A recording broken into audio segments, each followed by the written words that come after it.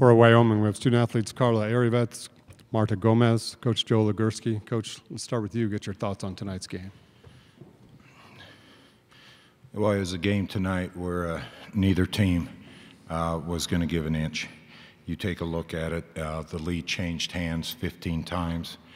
The score was tied 15 times. And you play that again, add 2 more minutes, and who knows what the outcome is. But that was something that I took away from this game, was just how hard San Diego State and Wyoming ended up competing to try to get a victory. And the job Stacy's done to bring this team along is truly amazing. I give her so much credit. We played them back in January, and it's a different basketball group. They've really grown as a team. And then I took a look at our group tonight. There was a lot of pressure on them. I thought Marta felt the pressure early, was talking to her and trying to lighten them up. But then I thought in overtime, this senior wasn't going to be denied. And she just kept making big shot after big shot. And then to her left, Karla Erjavec hit probably the 2 biggest free throws for us as a freshman. To be able to step to the line when we're down 2, deliver on both accounts, and then we did just enough defensively to send it into overtime. And you saw a change on our bench during that intermission between regulation and overtime, and it seemed we relaxed. They were excited again, and then I said Marta took over, and that's a great player to have on my side. Thank you, Coach.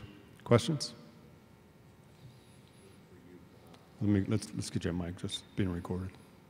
For you, Marta, I mean, you know, you didn't play bad, but then overtime certainly something's kicked in. What was it? Did something kick in for you? What was the big difference from overtime from the rest of the game?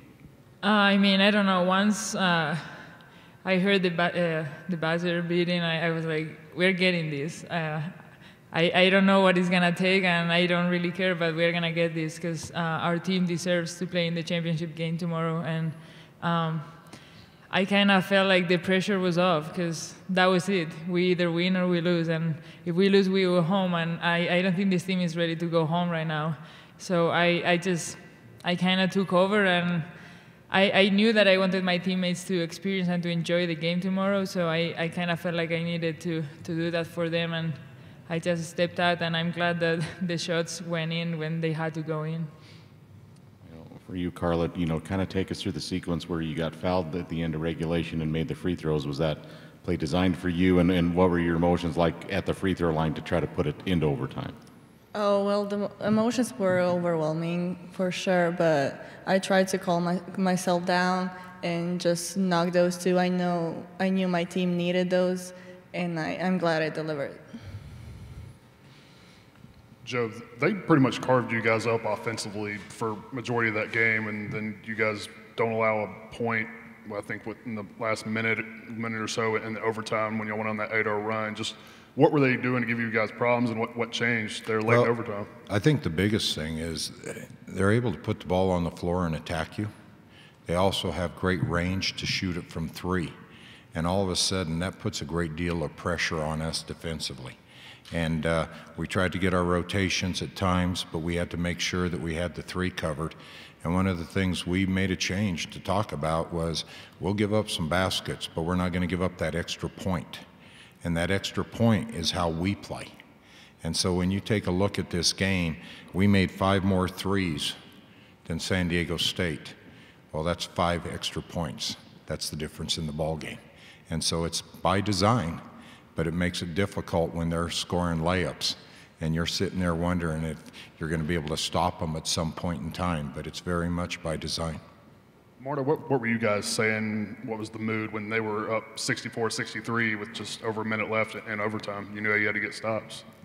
Yeah, we were just saying that we were going to get it, that we just needed to step up defensively, make some shots on offense, and that the game was ours. I think the last 2 minutes of the game, we didn't have any doubt that we were going to end up getting the win tonight.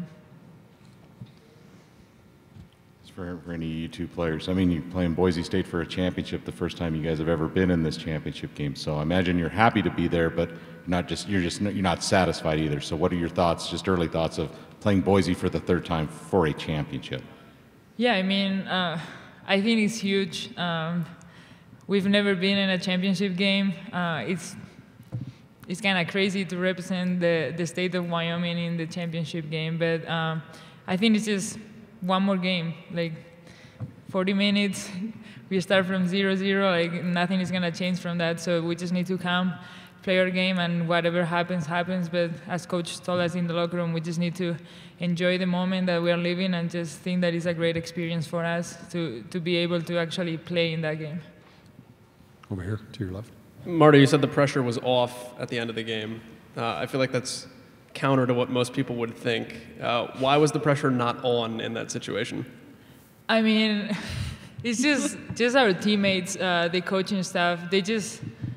They make you feel like there's nothing really going on. Like it's just you're maybe like practicing. Like you make, you miss. We just move on, and just knowing that there is actually pressure there, but no one is really actually like telling you that you have to do something. It's just whatever happens, happens, and we just move on. And I think that really helps. And just having everybody else around you telling you, we're going to get this, don't worry, we're going to get this, just makes you feel way better and way comfortable when you're shooting and when you're on the free throw line. And Karla, I know you said you were trying to calm yourself at the free throw line. Can you take us through those moments? Like, what do you do? How do you calm yourself down as loud as it was with as much at stake as it was? I try just to take a couple of deep breaths, as Coach always tells me. Take a deep breath and just imagine as you're on practice. Shoot those free throws like you would shoot any other, and that's how I got relaxed.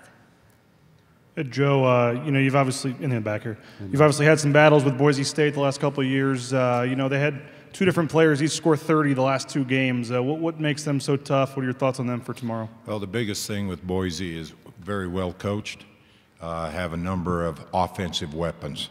When you take a look at the three guards that they can put out on the floor, all three of them can score over 30 points at any point in time. And I think that their post players are very active.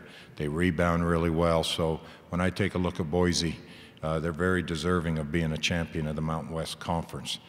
They have all the pieces that you want to put together, and so it'll be a big challenge for us tomorrow. Anything else for student athletes or coach? Okay, thank you, ladies. Thank you, Coach, for your time. Thank you. Thank you. Thank you, everybody, for staying up late. Go get some rest.